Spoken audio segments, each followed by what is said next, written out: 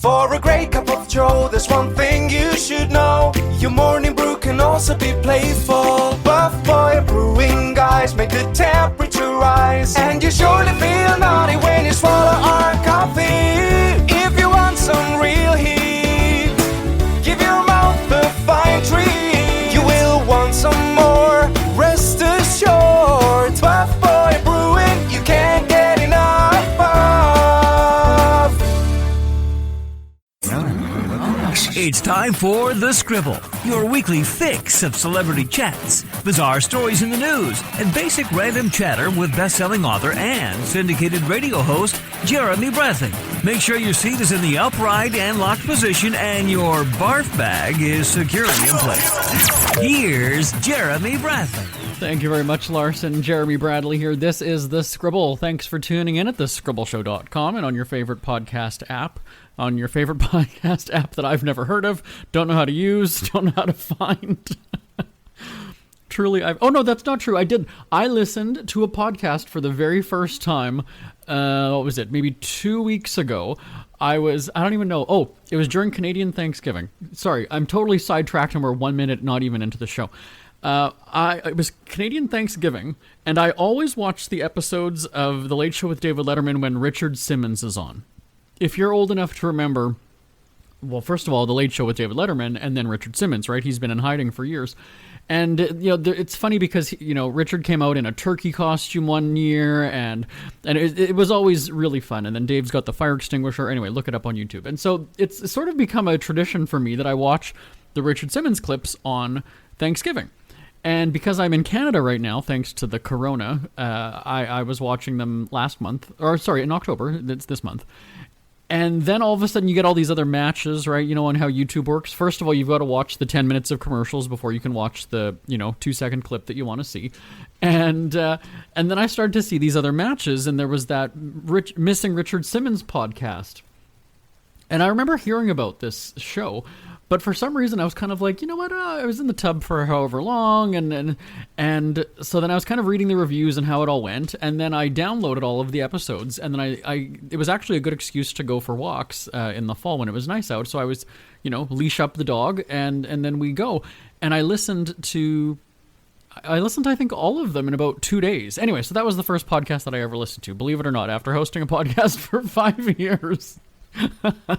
Very different, by the way. I've always been told that, you host your podcast like a radio show. Well, it's also kind of a spin-off from our radio shows, right? I've been on the radio for 15 years.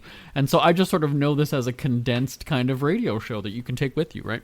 Radio is so fleeting because you can, if you're not tuned in right in that moment, well, it's gone, right? At least this way, I can give you the stuff that you missed out on the radio and you can take it with you, right? That's the beauty of a podcast. Anyway, okay. So here's what we're talking about today. The presidential debate. Oh my, what a great day to be Canadian, I gotta tell you. Thursday night with the presidential debate, I don't know how many Canadians were watching and tweeting it up because it's like Christmas, it is. And so I've got my thoughts on, these dueling 70-year-old men who just ramble. So my thoughts on the debate and then how you've got to rein them in like they're nursery school students, right? The rules and regulations and how they don't want to follow them. Also, holiday shopping is already starting, I can't believe it. I usually wait until at least mid-December, but I was at the store the other day and the decorations and the gift box ideas and things like that are all coming up. But is sexism going to play a role in all of these cancel culture protests that you hear nowadays? I'm going to explain that in just a little bit.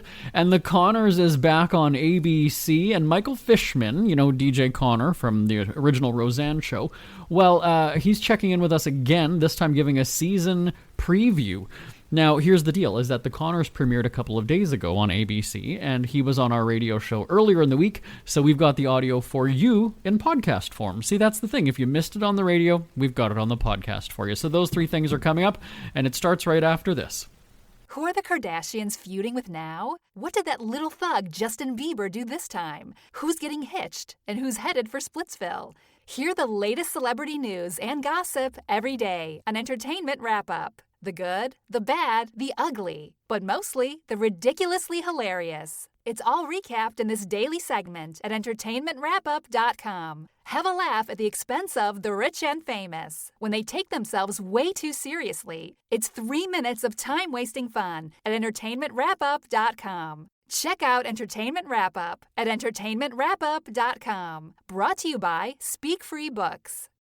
JB here, back on the Scribble. Okay, so let's talk about that presidential debate on Thursday night. And this is also how you know we are live, because I can tell you things that happened during it. Actually, no, quite honestly, here's the deal, is that I could actually probably have taped this weeks earlier.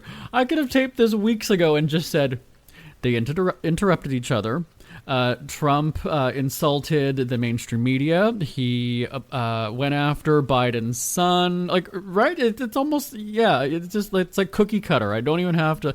Biden, rambled on when he was asked a question about this. And then you kind of look at these people going, this is like the grandpa who doesn't know where his own story is going, right? Or like Grandpa Simpson, on The Simpsons, where he's asked a question and he starts talking about, the war or whatever it is, and you're like, what did that have to? I don't even.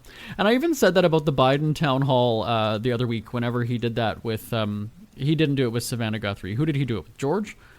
Anyway, so he's asked a question, and the person is still standing there in the audience, and the camera keeps showing them, right? They keep cutting to the audience member who read so passionately their question from that little slip of paper or the index card. And I kind of just laugh, going, does that person even remember what their own question was? Like, does he remember what he asked? Because we're going on 6 minutes of an answer, and I don't remember what the question was. So, anyway, it's really funny. Everybody is making a big deal about this whole muting of the microphone thing, and you remember that Trump bailed on one of the town halls, right? Because it was going to be digital. Like, these are people, or at least him anyway, who like stomp their feet if they don't get their way, and I kind of just sit there going, you run a country? Like, even when we have Christmas and my nephews start getting, having these little tantrums and things like that, I have, I'll go on the record, I have twice, in however old they are, in however many years, twice I have told my nephews, you know what? Go and sit over there. I have disciplined my nephews. I don't tolerate that kind of shit from a kid, and from a 70-year-old, grandpa. I can't. So anyway, much is being made about the whole muting of the microphone thing, and I just let's just take a moment here and think about this for a second, right? When you have to set a rule like that for a 70-year-old man, they just don't have that decency to let the person speak without interrupting.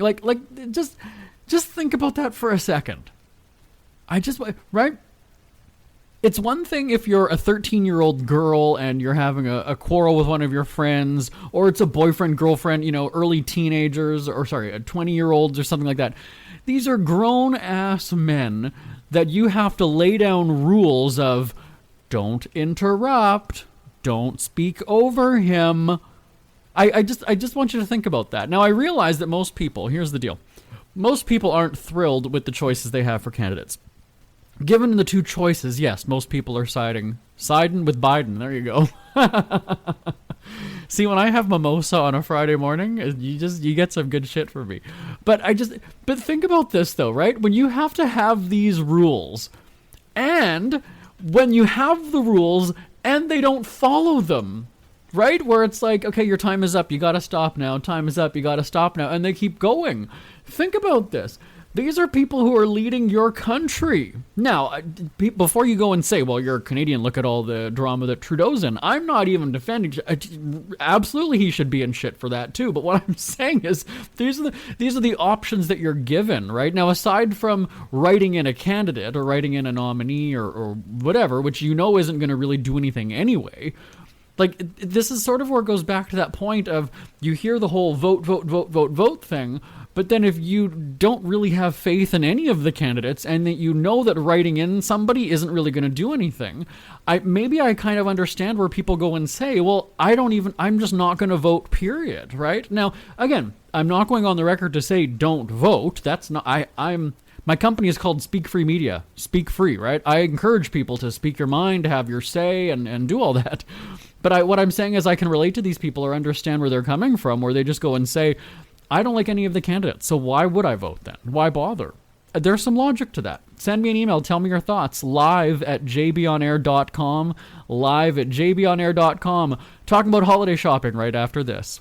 Isn't it crazy that you wait for payday, but before you know it, you're strapped for cash again? It's time to stop blowing your money and become a smart spender with the book, The Official Guide to Being an American Cheapskate at cheapskatebook.com. Learn simple ways to cut costs at home every day and during special times of the year. Don't go broke at Christmas. Don't remortgage the house for a fancy vacation. The book is filled with tips to save you money throughout the year. Check out the best-selling book, The Official Guide to Being an American Cheapskate at cheapskatebook.com or on Amazon and iTunes. Jeremy Bradley here, back on the Scribble. Now, if you've taken your life in your hands and gone to a store or a mall recently, right, you've risked the corona, you've probably noticed Christmas is in full swing. Am I allowed? No. Am I going to get bleeped for saying Christmas? Is it the holiday shopping season has begun, that's how we have to say it now anyway. I'm not going to go all Trump, don't worry. Anyway, so the point is that all of a sudden all these gift ideas are popping up in the stores. Now, I was in a drugstore. See, the post office by my house is in the back of a major chain drugstore. So I had to go through the store to get to the back to the post office. And I noticed something very ballsy that, again, this big box national chain is doing. And in today's world, where it's such an overly sensitive society, I was surprised to see this. Now, again, I worked in retail many, many years ago, and you would market or merchandise things for him, for her, right? I remember the Sears catalog, I think, had gifts for him, gifts for her. It seems a little bit daring and risky, kind of ballsy, if you will, that you have this gift box set that says it's, gifts for her or for her, and it's bubble bath and lotion and creams and what have you. Well, here's the deal. As a big old fag, I love that stuff. My mom, who's a girl, would never use that, would never want that. So it's this generalization, right? This stereotype, these, and I'm sure there's some name for it, I just don't, like these gender conforming whatever, right? I don't know the names. But anyway, so here's the deal. I'm not easily offended. I'm just sort of mocking it, going, ooh, how long is it going to take before somebody notices this and really causes a stir, right? To me, I could give two shits. You know what? I'll buy it for myself. I don't really care. But I just want to pose a bunch of questions that are likely to come up nowadays, just because, that's what we do here on the show, is spark conversation, right? So, would I buy that for a man? Well, I would as a joke, and I would cross out the her and write him, or you, I would write the word you, Y-O-U, or, I would have fun with it. But I think that a store is almost doing itself a disservice, because you're kind of now alienating your customer. You've now basically don't go on this whole trans thing. I'm just saying, if you were to say that it's 50% men, 50% women in the world. So, and again, this is just an example. You've basically alienated 50% of your customers, potential customers. This is not for guys. It is for a woman with breasts and a cooch. And that's who it's for. It is not for anything other than that, is basically what it says on the box. Now, I realize that this drugstore did not make the gift box set, right? It's something that they bought and are selling in the store. But the bottom line is some merchandiser somewhere, or whoever bought this and now has it right on full display. So again, let's look at this. What happens if, let's say I have a gay nephew or a gay son, or, there's a little gay boy in the store, and he looks at that and is like, oh, bubble bath. And then somebody goes and says, oh no, that's for girls. You can't have that. That's for girls. I thought that that's the exact opposite of what we're supposed to be doing nowadays. Right? Isn't that what dolls are for boys, they're for girls. Dolls are for anybody. Anybody can play with dolls, right? It's no different than I was in a store a couple years ago with a colleague, and she saw, I think it was some sort of like a power tool, and it was pink. Right? And so somehow, because she's a female, that she is supposed to be drawn to that. And I remember her saying to me, like, why can't I just like the gray or the black drill? Like, why is that not, why can't I have that one? Why does that have to be pink? And same thing with my cousin. She said she loves golfing with her husband, but she's like, all of the sales, you always see, like, gifts for him. And it's golf clubs. Well, why can't, like, because I'm a woman, I should be a lesbian and be a man? Like, now again, these are all extreme examples. Again, like I'm not easily offended, so I couldn't, but it struck me as odd that in today's like cancel culture, where that's like asking to be called out on social media. Now, here's the deal. I'm not naming the store, right? You could be saying, oh, well, Jeremy, you're just trying to cause trouble. No, I could easily have gone and said, it is such and such store, and they have done... No, I just want to put it out there as discussion. So the questions are, do you feel that's sexist? Is it inappropriate? Is it offensive? Do you worry that this could potentially confuse or harm, let's say, a young gay boy or a male? Right? I mean, maybe I saved up my allowance as a 12-year-old and I'm going to go to the store, but now I'm going to be ashamed to buy it because I'm not a girl. You know, send me an email. I'd love to know your thoughts on this. live@jbonair.com, live@jbonair.com. And I just have this feeling I know what's going to end up happening is in the next couple of days I'm going to reach out to that national chain store and get an answer as to why they have that, just to raise a bit of hell. But no, I think it's food for thought. I think it's an interesting discussion to have nowadays, right? Because you can't say he or she or him, you know, sometimes even without asking what a person is comfortable with, what they identify as, and I can understand that and I appreciate that. So, you know, something like that where, yeah, this is a gift set that's, and I would also love to hear from women that it's basically saying that that's because it's bubble bath and lotions and potions and whatever that you're supposed to use it. That's your jam. That's your thing. That's girly. You're supposed to love that. That's, you know, isn't that what you do, girls? I don't know. Like I said, I'm a gay guy. I would love getting that. Buy that for me then. If you want it, I'll take it. I don't really care. Oh, again, the email address live@jbonair.com. Ever had something to get off your chest but never had the balls to say it? That's a load of crap. Speak Free with JB.com is exactly what you've been waiting for. Your chance to tell it like it is and not care what anybody else thinks. Have your say on issues of the day. Join newspaper and radio columnist Jeremy Bradley as he tells it like it is. Hundreds of thousands of people have stopped by, including some well-known celebrities who have had a chat with JB and speak candidly about what's really going on in the world. You can join them too. Have a rant or a rave. Be brave and head on over to www.speakfreewithjb.com now. The Connors is back on ABC, and to give us an update about what's happening in Lanford, we've got DJ Connor on the line with us. Michael Fishman joining us once again. Hey, Michael. Hey, thanks for having me.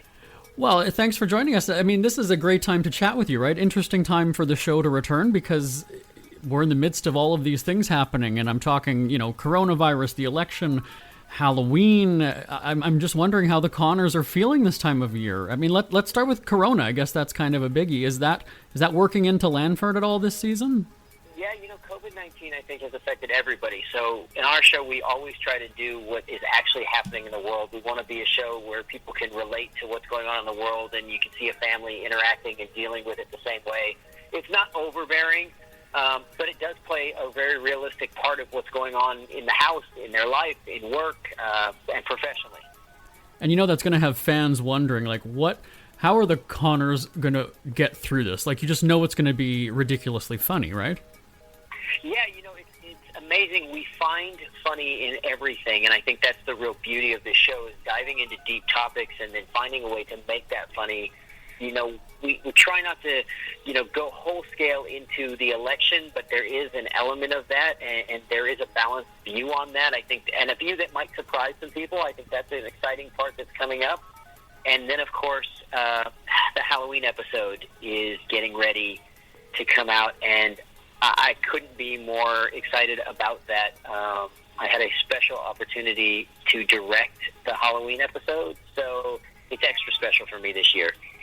Well, let's talk about Halloween. We've got to, I guess, go through the order in which all of these things happen. So Halloween comes before the election, although I guess they're both kind of scary when you think about it.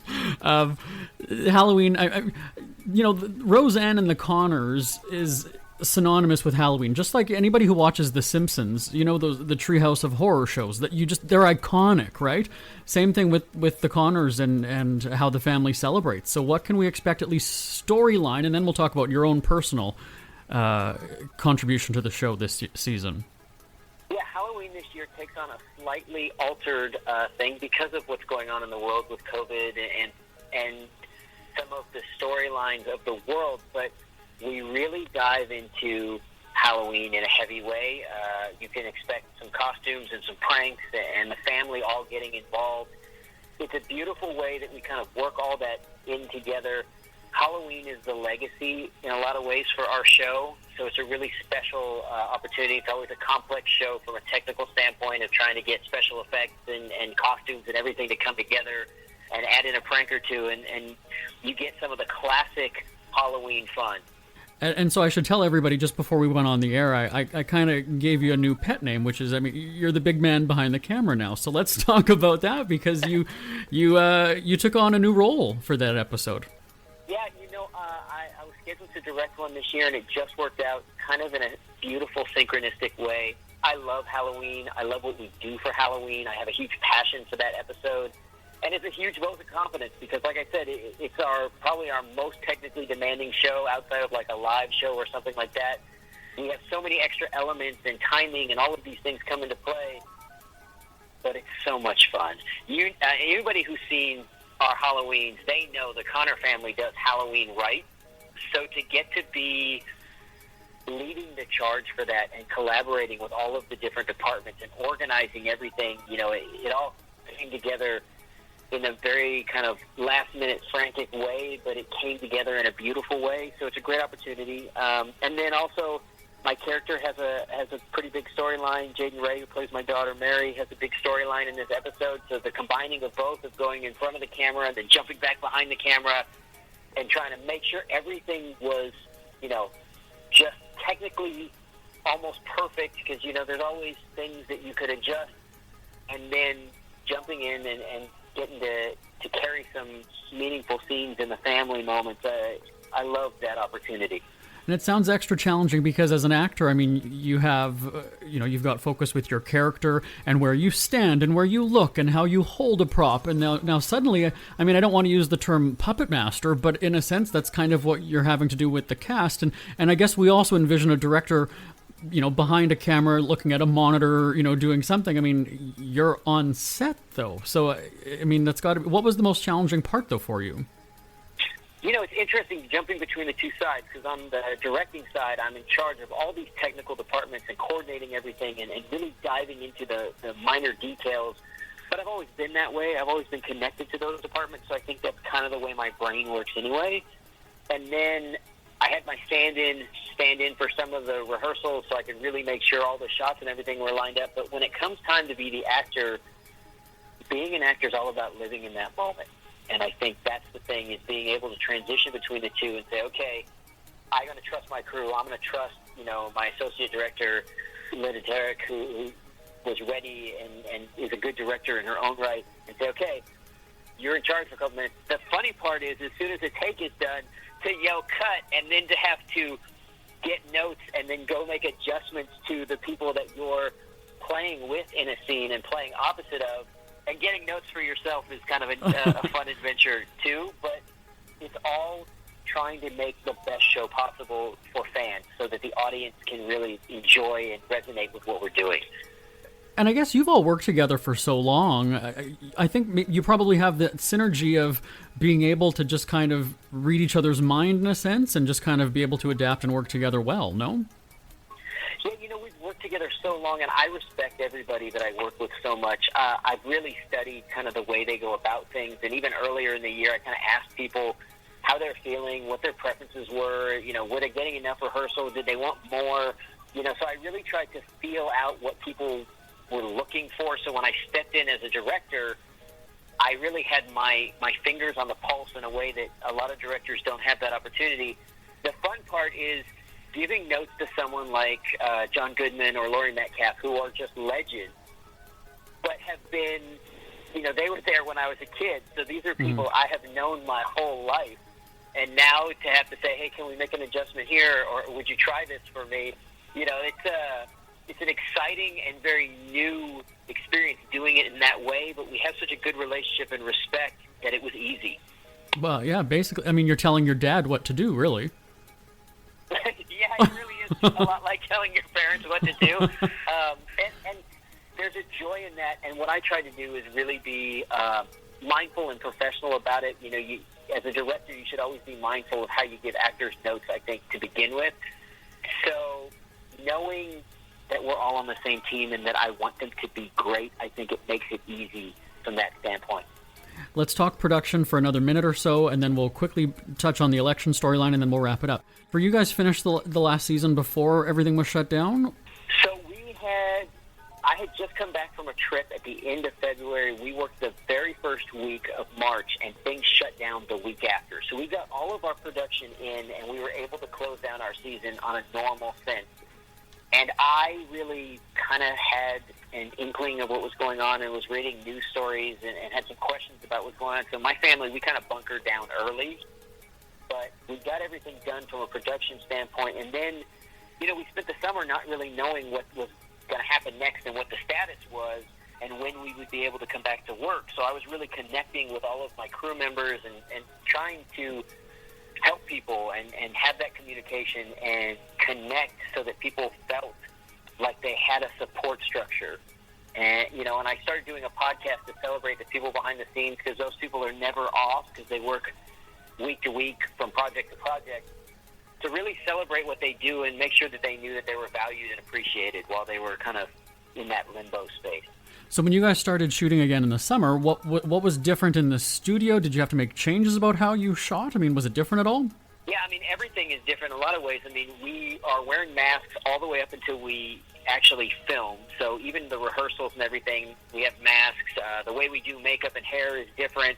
We try to keep 6-foot spacing. We really make sure we try to limit how long we're shooting. So, like, as a director, I plan things out so we're never really forced into close proximity for more than 15 minutes at a time, trying to, space it out and follow all of the PPE and medical protocols. We have a great medical team that keeps track of everything. But every day, we're literally getting tested every single day, and we get results back that night. We do temperature checks throughout the day. We have directions that we actually almost like one-way streets where, even the walking pedestrian patterns within the set, we kind of have limited them so that we can limit overlap, and then you do the best you can. And we're lucky. We're a veteran group, so we're not the go out and party or go out and hang out with a lot of people on the weekend stuff. A lot of us are family people, so we kind of keep it mellow, so everybody kind of bunkered down and put work as a priority. As for the election storyline, when Roseanne came back, it was a very political first episode, right? Roseanne and Jackie were kind of having that, family battle over politics. So how does the family feel with the election right around the corner? Well, the election will have an element, and you'll see bits and pieces of that. It's not as direct as when we first came back because we don't have Roseanne and Jackie, who were so passionate that first time. You will see the way it plays out in the family, though, and I think what fans will really resonate with is a very authentic view. Dan, in particular, has a very authentic view of what's going on in the country at this time that I think a lot of people really share, and it will resonate with people. Are you guys planning any live episodes this season? I don't think unless something changes with COVID, I don't think we're anticipating any live episodes just because there's so many more people who have to go into that, and it's such an extra pressure impact. But you never know. There's always opportunities for us to do special episodes, and those opportunities may come. It hopefully, for everyone's good, health and safety will kind of win out, and things will kind of calm down. So I'm always looking for opportunities to do something fun like that. I love doing the live episode. Everything's real time. You know exactly what's going out on the world, and it's that moment of truth. And I think every great performer loves those big moments. Absolutely. All right, so we're going to be watching. I mentioned the Connors returns to ABC. Michael, when can we catch the show? So the show is now on Wednesday night at 9 o'clock, 8 Central. And it's an exciting year. Come every Wednesday night. We're going to bring you some new storylines, some new takes. Life's going to change a little, but it's the same old family you love and a lot of reasons to laugh. All right, we'll be watching. Michael Fishman, thanks so much for joining us today. Thank you. Thank you for having me. It's never too early to start thinking about your next holiday. Have you checked out Mexico recently?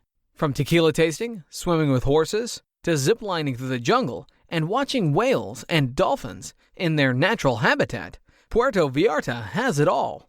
Visit mexico.jbonair.com to see all the fun PV has to offer. That's at mexico.jbonair.com for hundreds of photos, interviews, and videos from around the tourist hotspot. Check out mexico.jbonair.com for all the fun. That's mexico.jbonair.com. We hear you chirping. Get scribbling. Tweet up the Scribble at The Scribble Show. Join the discussion with Jeremy Bradley. It's all going down right now on Twitter at The Scribble Show and at thescribbleshow.com. Jeremy Bradley here, back on the Scribble. I'm just laughing now at the whole "I'm siding with Biden" thing. Is that a T-shirt already? If not, we totally missed the mark. We totally should have made those right at the beginning of the campaign. My thanks to Michael Fishman for joining us. Feel free to give me a shout anytime. It's always awesome hearing from you. Live at jbonair.com is the email address, live@jbonair.com. I will talk to you same time, same place next week. This is The Scribble. Thanks for listening. Thanks for subscribing. Thanks for emailing. Talk to you next time. Bye-bye. Want more Scribble?